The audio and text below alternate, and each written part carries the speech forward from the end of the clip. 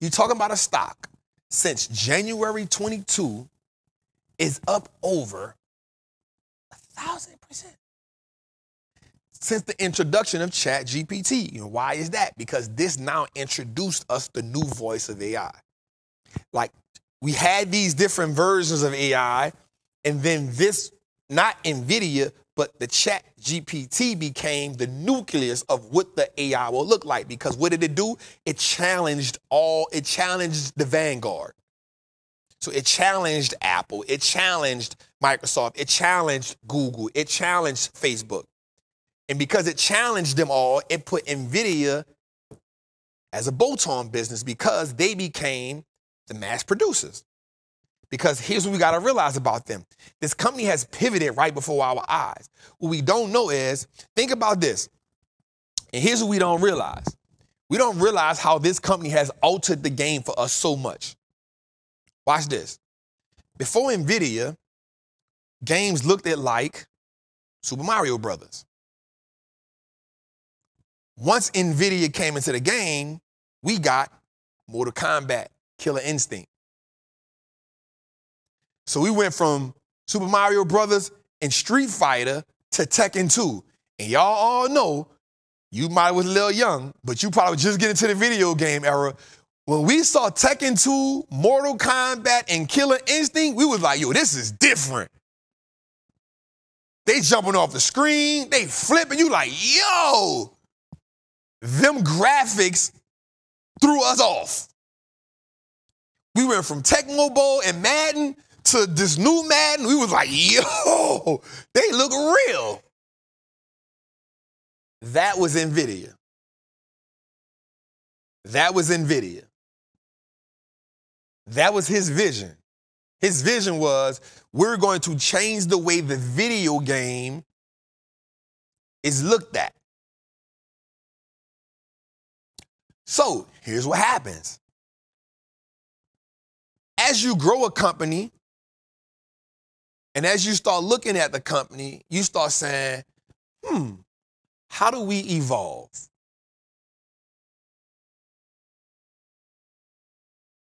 How do we evolve as a business? How do we evolve as a brand? And so what they saw was, oh, here's something that we can do that others can't do, but we have the capacity. And so he said, I'm about to be revolutionary. Once he understood the AI component, and because he was already in the video game with the GPU, yo, we have an easy transition. This is easy for us. And the way we're going to do it is, we're going to mass produce this on a level that nobody can't keep up with. And he actually went into mad scientist mode. I.e., that's why we get the black leather jacket. This is why we get the black leather jacket.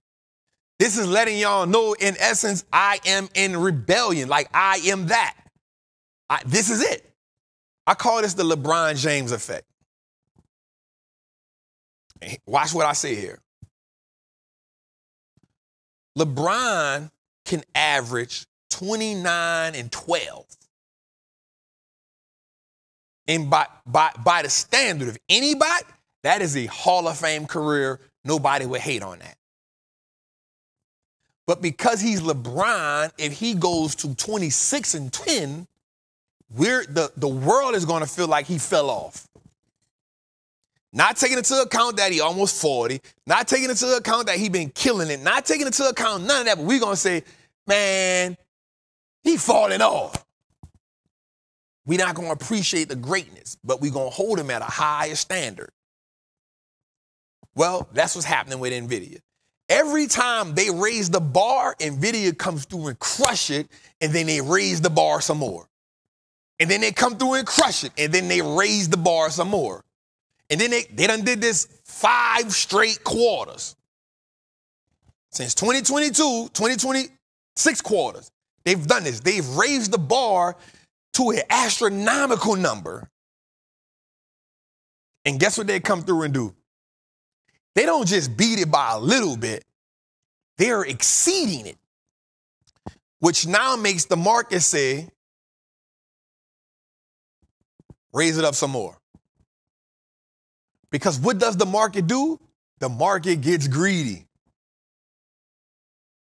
The market gets greedy. You have a stock now that has did 100% return going on 3 years in a row. More than 100%. And so what we got to do is we cannot get caught up in the excitement. We got to be real cautious. And I know that's hard. I was on a live the other day and my guy Jeremiah said, Trap, you know, he was like, yo, I got out of these plays. He's back up 200 and something $1,000. And I think right now he has like, he's like, y'all got like 70 or 80 NVIDIA contracts in different places. And I was just like, damn. And the reason why I said that is because I'm not mad at him doing it, but I know what's happening. I know what's happening. In his mind, he only sees that this is the one that's about to take him. Right? This is the one that's going, and I'm not, and the thing about it is, he's not wrong. But the bad part about it is, because the market is pushing it, the market is pushing the expectations so high, at some point it is unsustainable. And we don't know when that's going to be. And I know how hard he worked to get. He started at $26,000. He's up to $250,000.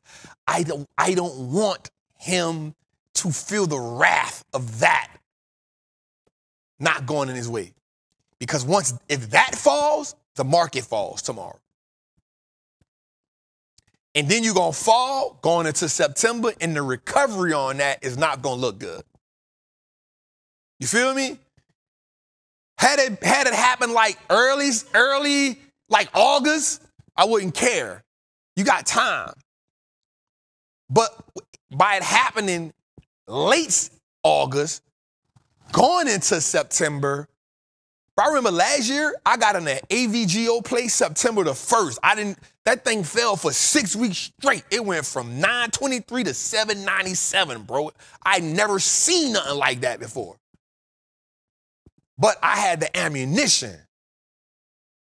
Even right now, I'm probably sitting now on the side like 400 grand.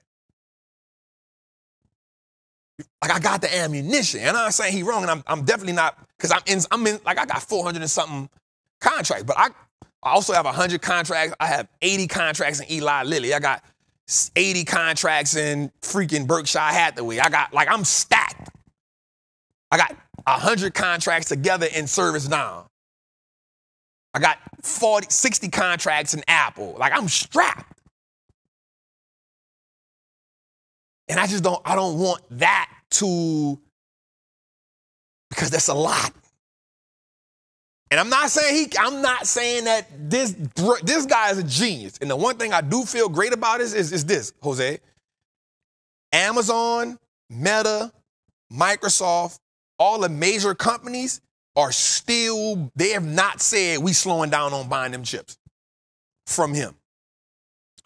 The thing that bothers me is, it's not that he can't beat earnings. It's not that he can't beat revenue. It's what is the guidance that he says after that? Does he say, hey, we're going to slow down on production? Because the minute he doesn't give a cocky-ass guidance is the minute they say, yep, slow down time.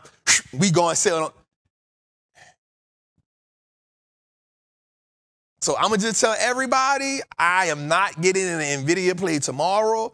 Whatever I got in right now, I'm there and I'm okay. So if you're in the Patreon, do not look for me to, hey, it was the last minute I did. I decided I'm not doing that tomorrow at all. At all. Whatever you do, it's on you. Don't blame me for it. But I'm going to just sit on my hands with what I got. I'm comfortable with what I got. I'm okay with what I got. And we'll go forward.